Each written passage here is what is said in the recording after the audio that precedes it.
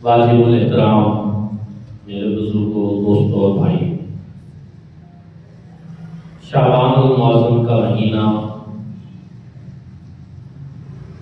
جلوہ افروز ہو چکا ہے، اور یہ مہینہ بھی بڑی عظمت اور برکت والا مہینہ ہے۔ حضور نبی کریم صلی اللہ علیہ وآلہ وسلم نے ارشاد فرمایا، شعبان شہری و رمضان شہر اللہ، کہ شعبان میرا مہینہ ہے اور رمضان اللہ رب العزت کا مہینہ ہے۔ دوستوں اور بھائیوں، دو چیزیں ہوتی ہیں، ایک ظرف زمان ہوتا ہے، ایک ظرف مقام ہوتا ہے۔ جب کسی بھی ظرف کی نسبت کسی بڑی چیز کے ساتھ ہو جائے تو اس نسبت کی برکت اس ظرف میں آ جاتی ہے، چاہے وہ ظرف زمان ہو یا چاہے وہ ظرف مقام۔ اب دوستوں اور بھائیوں، آپ اس بات پہ غور کریں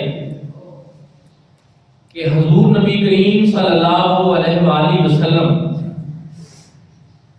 جس جگہ تشریف فرما ہے، علماء و محققین کا کہنا یہ ہے کہ وہ جگہ اس کائنات میں حتیٰ کہ عرش الہی سے بھی وہ جگہ افضل ہے، سب سے افضل ہے وہ جگہ جہاں حضور نبی کریم صلی اللہ علیہ وآلہ وسلم تشریف فرما۔ اس جگہ کو یہ شرف کس وجہ سے ملا؟ اس وجہ سے کہ اس کو نسبت حضور نبی کریم صلی اللہ علیہ وسلم، جگہ کو نسبت ہو میرے آقا کے ساتھ تو وہ جگہ کائنات میں سب سے افضل ہے، اور اسی طرح اگر کسی زمانے کو میرے آقا کے ساتھ نسبت ہو جائے تو وہ زمانہ تمام زمانوں سے افضل ہو جائے۔ یہی وجہ ہے کہ علماء کرام میں سے بعض نے یہ کہا ہے کہ سارے مہینوں سے افضل شعبان کا مہینہ، کیونکہ اس کی نسبت حضور نبی کریم صلی اللہ علیہ وسلم کی۔ حضور اللہ صلی اللہ علیہ وسلم نے فرمایا، شعبان شہری، کہ یہ شعبان میرا مہینہ، و رمضان شہر اللہ، اور رمضان اللہ رب العزت کا مہینہ۔ دوستوں اور بھائیوں، پھر حضور نبی کریم صلی اللہ علیہ وآلہ وسلم رمضان المبارک کے علاوہ سب سے زیادہ روزے شعبان المعظم میں رکھتے ہیں، اور اس کی وجہ یہ بیان کی کہ یہ رمضان کی تعظیم کے لیے۔ علماء کرام کہتے ہیں کہ روزے زیادہ رکھنے سے پھر رمضان المبارک کی تعظیم کیسے ہوئی؟ تو انہوں نے کہا اس طرح روزے رکھ کر انسان اپنے آپ کو روزوں سے پہلے ذہنی طور پر روزوں کے لیے تیار کر لیتا ہے، روزے کی عادت ڈال لیتا ہے، بھوک پیاس برداشت کرنا سیکھ جاتا ہے۔ اور اس وجہ سے اگرچہ اس باب میں ایک مسئلہ تھوڑا سا اور ہے، اور وہ یہ ہے کہ وہ مریض لوگ جن کے مرض کی صورتحال یہ ہو کہ اگر شعبان کے روزے وہ رکھ لیں گے تو ہو سکتا ہے رمضان میں وہ اتنے کمزور ہو جائیں کہ رمضان کے روزے نہ رکھ سکیں، تو ان کے لیے یہ ہے کہ وہ شعبان کے روزے نہ رکھیں، وہ رمضان کے ہی روزے رکھیں جو ان پر فرض ہے۔ لیکن عمومی طور پر صحت مند لوگوں کے لیے جو چیز ہے وہ یہ ہے کہ حضور نبی کریم صلی اللہ علیہ وآلہ وسلم کو یہ بات سب سے زیادہ پسند تھی کہ آپ شعبان المعظم میں رمضان کے علاوہ سب سے زیادہ روزے رکھیں۔ پھر دوستوں اور بھائیوں، اس میں ایک اور شعبان المعظم کی عظمت اور خوبصورتی کا پہلو یہ ہے کہ یہ مہینہ درود پاک کا مہینہ، وہ اس وجہ سے کہ مفسرین کرام نے یہ جو آیت درود ہے اس کے شان نزول میں بیان کیا کہ سن 2 ہجری میں یہ شعبان المعظم کے اندر یہ آیت کریمہ نازل، شعبان کا مہینہ تھا جب یہ آیت نازل ہوئی، ان اللہ و ملائکتہ یصلون علی النبی یا ایھا الذین آمنوا صلوا علیہ وسلموا تسلیما، الصلاۃ والسلام علیکہ یا سیدی یا رسول اللہ وعلی آلہ وصحبہ یا، کہ بے شک اللہ اور اس کے ملائکہ حضور نبی کریم صلی اللہ علیہ وآلہ وسلم پر درود بھی، اے ایمان والو تم بھی حضور نبی کریم صلی اللہ علیہ وسلم پر درود بھی بھیجو اور سلام بھی خوب بھیجو۔ تو یہ چونکہ آیت کریمہ اس مہینہ میں نازل ہوئی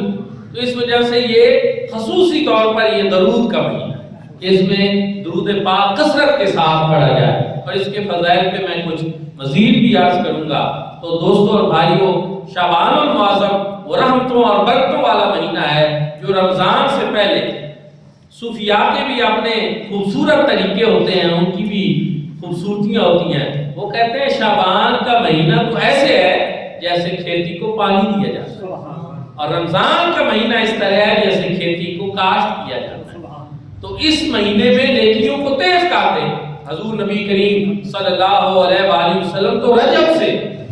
عبادات میں تیزی لاتے تھے، شعبان میں اور تیز ہو جاتے تھے، اور رمضان المبارک میں تو حضور علیہ الصلوۃ والسلام اس طرح عبادت کرتے تھے اور اس طرح صدقہ و خیرات کرتے تھے جس طرح ایک تیز آندھی چلتی ہے۔ تو اس لیے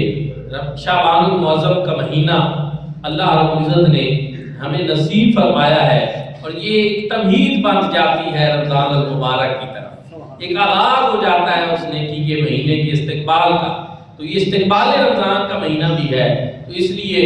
یہی ہے کہ اس میں زیادہ سے زیادہ روزے بھی رکھیں، اس میں زیادہ سے زیادہ عبادات بھی کریں، اور پھر اس میں 15 شعبان، نصف شعبان کو اللہ رب العزت نے شب برات بھی عطا کی، وہ بھی ایک بڑی برکتوں والی رات ہے، تو وہ اللہ رب العزت نے اسی مہینے میں عطا کی ہے۔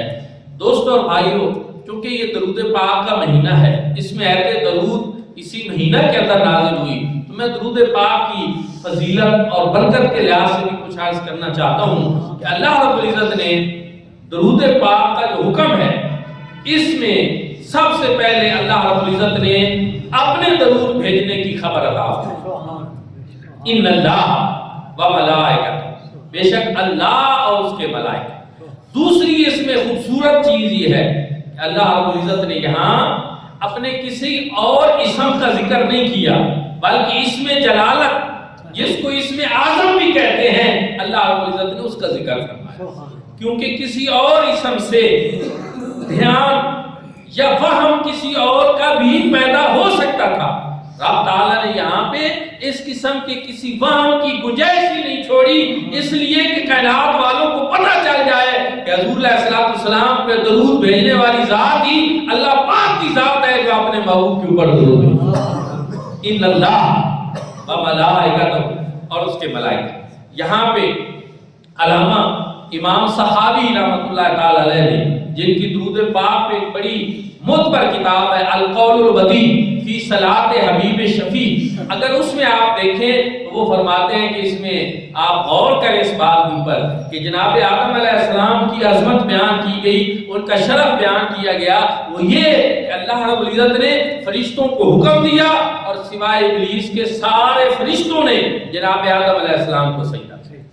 لیکن حضور نبی کریم صلی اللہ علیہ وسلم کو جو شرف عطا ہوا، جو عظمت عطا ہوئی، وہ جناب آدم علیہ السلام سے بھی کہیں بڑھ کر ہے۔ اس میں اللہ رب العزت نے پہلے اپنے درود بھیجنے کی خبر عطا فرمائی، پھر ملائکہ کے درود بھیجنے کا بتایا، اور جس کام میں رب تعالیٰ خود شریک ہوں، رب تعالیٰ خود شامل ہوں، اور جو خبر رب تعالیٰ اپنے کام کی دے، تو یہ ایسا شرف ہے جو ملائکہ کے شرف سے بھی بڑھ۔ ایک کام صرف ملائکہ کر رہے ہیں کہ جناب آدم کو سجدہ ملائکہ کر رہے ہیں، ایک وہ شرف ہے، اور ایک یہ شرف ہے کہ اللہ رب العزت پہلے خود درود بھیج رہے ہیں، پھر ملائکہ سے درود بھجوا رہے ہیں۔ تو فرمایا یہ شرف جناب آدم علیہ السلام کے شرف سے، اور یہ فضیلت جناب آدم علیہ السلام کی فضیلت سے بھی کہیں بڑھ، اس میں خود رب ذوالجلال شامل ہے، اور وہ حضور نبی کریم صلی اللہ علیہ وآلہ وسلم کے اوپر درود بھی۔ پھر حضور علیہ السلام پہ اللہ رب العزت کا درود بھیجنا کیا ہے؟ صلاۃ کے بہت سارے معنی۔ صلاۃ کا ایک معنی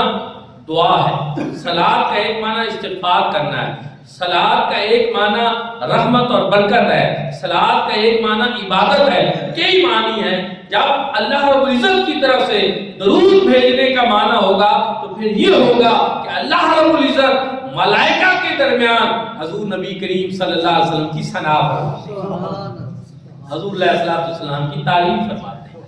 اور جب ملائکہ کی طرف سے درود بھیجنا ہوگا تو یہ ہوگا کہ وہ حضور علیہ السلام کے لیے دعا کرتے ہیں، اور امت کی طرف سے بھی جب ہوگا تو یہی ہوگا کہ امتی حضور علیہ السلام کے لیے دعا کرتے ہیں۔ دوستو اور بھائیو، ایک اور چیز بھی چاہیے تو یہ تھا کہ ہم حضور نبی کریم صلی اللہ علیہ وسلم کے جو احسانات ہیں ان کا شکریہ ادا کرنے کے لیے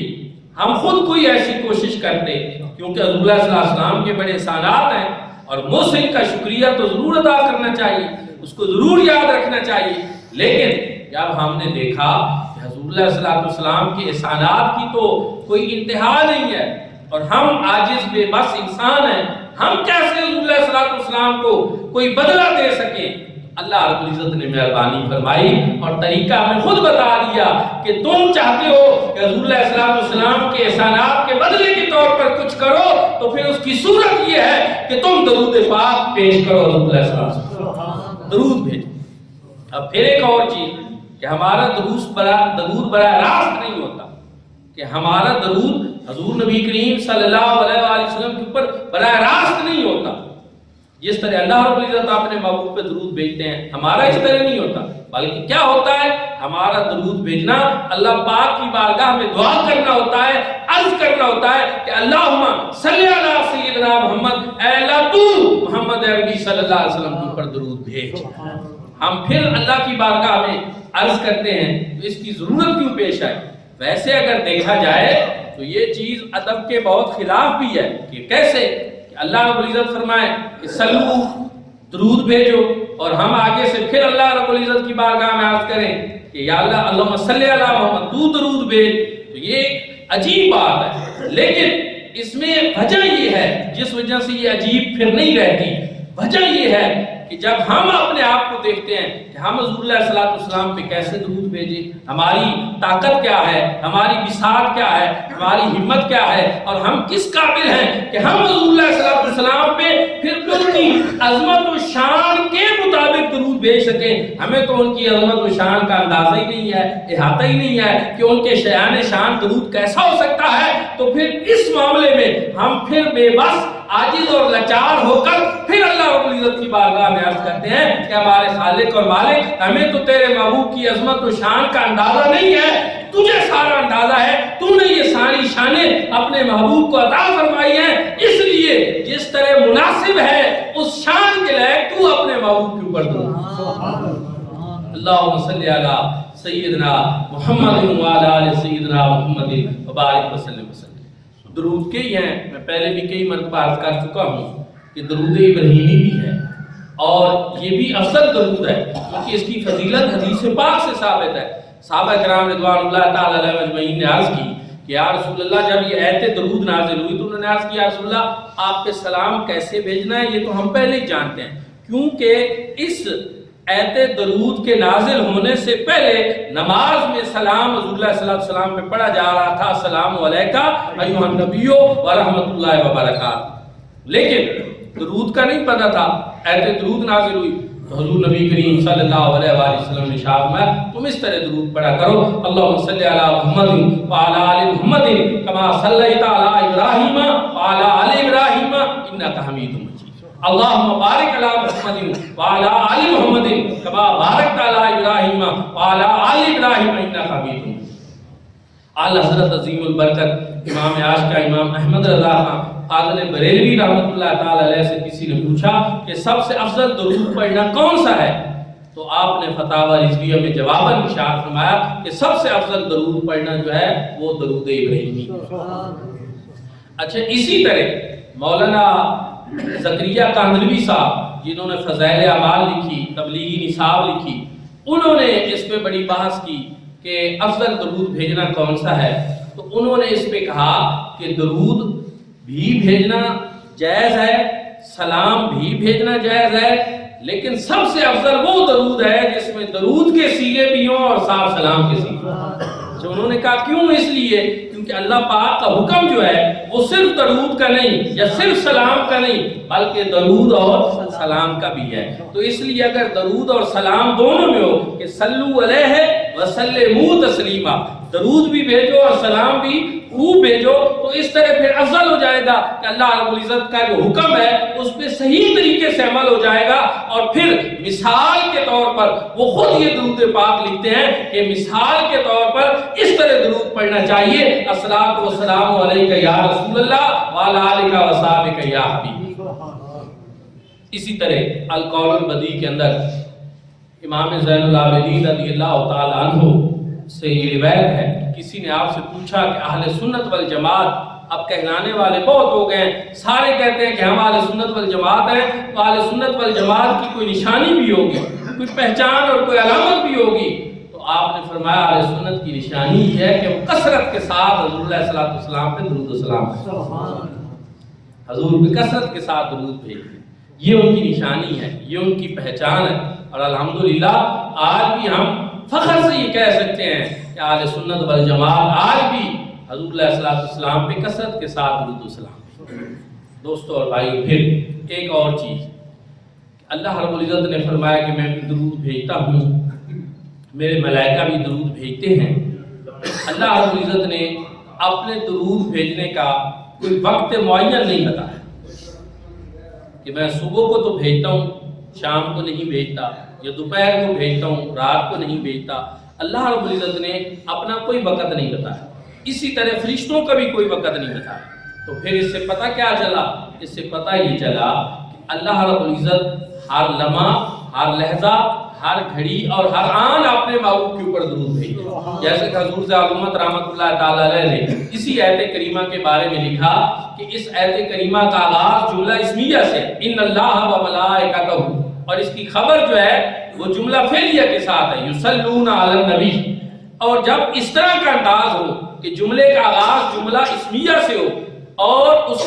اس کی خبر جملہ فعلیہ سے لگائی جائے، تو پھر اس سے کیا ثابت ہوتا ہے؟ آپ فرماتے ہیں جملہ اسمیہ استمرار اور دوام کو چاہتا ہے، اور جملہ فعلیہ تجدد اور حدوث کو چاہتا ہے۔ اور جب اس طرح کا انداز ربانی ہو تو اس سے پتہ ہی چلتا ہے کہ اللہ رب العزت کا حضور علیہ الصلوۃ والسلام پہ درود بھیجنا، اس میں کوئی انقطاع نہیں، کوئی تعطل نہیں، اس میں کسی قسم کی کوئی رکاوٹ نہیں، بلکہ ہر لمحہ، ہر لحظہ، ہر گھڑی اور ہر آن اللہ رب العزت حضور علیہ الصلوۃ والسلام پر درود، کوئی لمحہ خالی نہیں ہے درود پاک، ہر لمحہ، ہر لحظہ، ہر گھڑی اور ہر آن اللہ رب العزت حضور علیہ الصلوۃ والسلام پر درود۔ دوستان ذکر، تو اس سے ہمیں بھی یہی پتہ چلا کہ جب بندہ مومن کو اللہ پاک توفیق بخشے اور وہ درود پڑھنا شروع کر دے، سلام بھیجنا شروع کر دے، تو اسی وقت وہ اللہ رب العزت اور فرشتوں کے ساتھ موافقت کرنے والا ہو جائے۔ ادھر تو ہمہ وقت یہ سلسلہ جاری ہے، ادھر بندے کو جب موقع ملے، جب وہ درود پڑھنا شروع کر دے، تو اسی وقت وہ اللہ رب العزت اور فرشتوں کے ساتھ درود پڑھنے میں موافقت والا ہو جائے۔ یہ بہت بڑا اعزاز ہے، یہ بہت بڑا شرف ہے کہ انسان کو کسی ایسے کام کی توفیق نصیب ہو جائے جس کام کو اللہ رب العزت خود فرماتا ہے، اور وہ کیا ہے؟ حضور نبی کریم صلی اللہ علیہ وآلہ وسلم کے اوپر درود بھیجنا۔ اب یہ موافقت جو ہے کہ بندہ بھی اسی کام میں مشغول ہو جائے، اللہ رب العزت جو درود بھیج رہے ہیں اپنے محبوب کے اوپر، اس وقت اس بندے کے اوپر جو رضا الہی کی کیفیت ہوگی، جو رب تعالیٰ کی عنایات ہوں گی، جو رب تعالیٰ کی رحمتیں ہوں گی، جو رب تعالیٰ کی برکتیں ہوں گی، اس کا اندازہ کون انسان لگا سکتا ہے؟ کہ اللہ رب العزت بھی سمجھیں گے کہ اچھا یہ بندہ میرے محبوب، میرے مطلوب، میرے پسندیدہ کام میں مشغول ہو چکا ہے، کہ کام تو میرا ہے کہ میں اپنے محبوب کے اوپر درود بھیجتا ہوں، اور یہ میرا بندہ ہو کر میری اطاعت کرتے ہوئے، فرما برداری کرتے ہوئے میرے محبوب کے اوپر یہ بھی درود بھیجتا ہے جو میں چاہتا ہوں، جس کو میں پسند کرتا ہوں۔ اور اسی لیے اللہ رب العزت نے ارشاد فرمایا یا ایھا الذین آمنوا صلوا علیہ وسلم، اے ایمان والو تم بھی حضور علیہ الصلوۃ والسلام پہ درود بھی بھیجو اور سلام بھی۔ علامہ امام سخاوی نے ایک اور نقطہ بھی اسی آیت کریمہ میں بیان کیا، انہوں نے کہا کہ اگر آپ غور کریں تو اللہ رب العزت نے حضور نبی کریم صلی اللہ علیہ وآلہ وسلم کا یہاں اسم گرامی آیت میں ذکر نہیں کیا، ان اللہ و ملائکتہ یصلون علی محمد نہیں فرمایا، علی النبی فرمایا۔ کیوں؟ اس لیے کہ اللہ رب العزت کو یہ بات پسند ہے اس کے محبوب کا نام نہ لیا جائے، اس کا لقب اختیار کیا۔ اس کے محبوب کی صفات بیان کی جائیں، حضور علیہ السلام کے القابات کے ساتھ ان کا ذکر کیا جائے، کیونکہ نام سے القابات کو لینا یہ زیادہ پسندیدہ، زیادہ مقام اور زیادہ مرتبے والی بات ہے۔ دوستان جن کا اللہ رب العزت نے باقی انبیاء کرام کو ان کے ناموں کے ساتھ خطاب فرمایا۔ 4 جگہ قرآن پاک میں حضور علیہ السلام کا اسم ذاتی بھی ہے، لیکن مفسرین کرام بیان کرتے ہیں کہ وہ چاروں جگہ ایسی ہیں کہ جہاں اسم ذاتی کا ہونا ضروری تھا تاکہ کہیں اور کوئی مغالطہ غلط فہمی نہ پیدا ہو، جیسا کہ محمد رسول اللہ والذین معہ، محمد اللہ کے رسول ہیں۔ تو اسی طرح وہ 4 جگہ ایسی ہیں کہ جہاں اسم ذاتی کا ہونا ضرورت کے تحت تھا، لیکن اللہ رب العزت نے باقی جہاں بھی اپنے محبوب کا ذکر فرمایا یا ایھا المزمل، یا ایھا المدثر، یاسین، طٰہٰ، کہیں کسی صفت سے یا ایھا النبی یا ایھا الرسول، اس انداز سے اللہ رب العزت نے اپنے محبوب کا القابات کے ساتھ خطاب فرمایا۔ حضرت آدم علیہ السلام کو خطاب فرمایا یا آدم، حضرت نوح علیہ السلام کو یا نوح، حضرت عیسیٰ کو یا عیسیٰ، حضرت اسی طرح یحییٰ کو یا یحییٰ خذ الکتاب بقوہ۔ لیکن جب حضور علیہ السلام کی باری آئی تو اللہ رب العزت نے القابات کے ساتھ حضور نبی کریم صلی اللہ علیہ وآلہ وسلم کو پکارا۔ اور ایک آیت کریمہ میں تو بڑی زبردست بات ہے، ایک آیت کریمہ میں اللہ رب العزت ذکر فرما رہے حضرت ابراہیم علیہ السلام کا اور حضور نبی کریم صلی اللہ علیہ وسلم کا، لیکن اسی ایک آیت میں آپ انداز دیکھیں، میں آپ کو آیت کریمہ سناتا ہوں کہ ان اول الناس بابراہیم للذین اتبعوہ وہذا النبی۔ ابراہیم علیہ السلام کی جب بات کی تو اللہ نے ان کا نام لے دیا، لیکن اسی آیت میں جب حضور علیہ السلام کا فرمایا تو حضور علیہ السلام کے اسم گرامی ذکر نہیں کیا، حضور علیہ السلام کی صفت نبوت کا تذکرہ۔ ان اول الناس بابراہیم، کہ جناب ابراہیم علیہ السلام کے قریبی وہ لوگ ہیں الذین اتبعوہ، جنہوں نے ان کی پیروی کی، وہذا النبی، اور ہمارے یہ نبی کریم۔ کیا شان ہے مصطفیٰ کریم صلی اللہ علیہ وسلم، کیا عظمت ہے۔ یہاں پہ مفسرین کرام نے لکھا کہ یہ جو فضیلت ہے یہ مصطفیٰ کریم صلی اللہ علیہ وسلم کی مراتب علیاء میں ہے، یہ بہت بلند مراتب میں یہ فضیلت ہے کہ ایک نبی کا نام، نبی بھی کوئی عام نہیں، وہ بھی جد الانبیاء ہیں اور خلیل اللہ ہیں، لیکن اللہ ان کا نام لے رہا ہے۔ لیکن اپنے محبوب کی جب باری ہے تو فرمایا وہذا النبی، یہ میرے نبی کریم۔ تو دوستان ذوالفقار، اس سے پتہ چلتا ہے کہ اللہ رب العزت کو اپنے محبوب کے ساتھ کتنا پیار ہے، کتنی محبت ہے اور کتنی عظمت ہے۔ کیونکہ یہ شعبان المعظم کا مہینہ ہے اور میں نے عرض کیا کہ یہ درود پاک کا مہینہ ہے، تو اس میں آپ کو ایک روایت اور بھی سنانا چاہتا ہوں۔ ابن ابی سیف الیمنی الفقی نے اپنی جز فضل شعبان میں ایک باب بنایا جس میں وہ فرماتے ہیں کہ حضرت جعفر صادق سے مروی ہے، امام جعفر صادق رضی اللہ تعالیٰ عنہ سے فرماتے ہیں جو شعبان میں ہر روز 7 مرتبہ درود پڑھتا ہے، اللہ رب العزت ایک فرشتہ مقرر کرتا ہے تاکہ وہ درود آپ صلی اللہ علیہ وسلم تک پہنچائے اور اس سے حضور نبی کریم صلی اللہ علیہ وسلم کی روح مبارک خوش ہوتی ہے۔ پھر اللہ تعالیٰ فرشتوں کو فرماتے ہیں کہ قیامت تک اس بندے کے لیے مغفرت ہے۔ پھر لکھتے ہیں طاؤس الیمانی سے مروی ہے کہ میں نے حسن بن علی سے، یعنی حضرت امام حسن بن حضرت علی رضی اللہ تعالیٰ عنہما سے نصف شعبان کی رات کا عمل پوچھا کہ یہ 15ویں شعبان کی رات جو آتی ہے اس کا عمل پوچھا تو انہوں نے فرمایا میں اس رات کے 3 حصے کرتا ہوں۔ ایک ثلث میں اپنے نانا جان نبی مکرم صلی اللہ علیہ وسلم پر درود پڑھتا ہوں اور اللہ تعالیٰ کے حکم کی پیروی کرتے ہوئے جہاں اس نے فرمایا یا الذین آمنوا صلوا علیہ وسلموا تسلیما، ایک ثلث میں اللہ تعالیٰ کے ارشاد وما کان اللہ معذبہم وہم یستغفرون پر عمل کرتے ہوئے اللہ تعالیٰ سے استغفار کرتا ہوں، اور تیسرے ثلث میں اللہ تعالیٰ کے ارشاد واسجد واقترب پر عمل کرتے ہوئے میں رکوع و سجود کرتا ہوں۔ پھر میں نے پوچھا کہ ایسا کرنے والے کا کیا ثواب ہے؟ فرمایا میں نے اپنے باپ کو یہ فرماتے ہوئے سنا، یعنی حضرت مولا علی شیر خدا کو، کہ نبی کریم صلی اللہ علیہ وسلم نے فرمایا جو نصف شعبان کی رات کو زندہ کرے گا وہ مقربین میں لکھا جائے گا، یعنی جن لوگوں کا ذکر اللہ تعالیٰ کے فرمان فَأَمَّا إِن كَانَ مِنَ الْمُقَرَّبِينَ میں کیا۔ اس لیے درود پاک کا شعبان کے ساتھ بڑا گہرا تعلق ہے کہ یہ امام جعفر صادق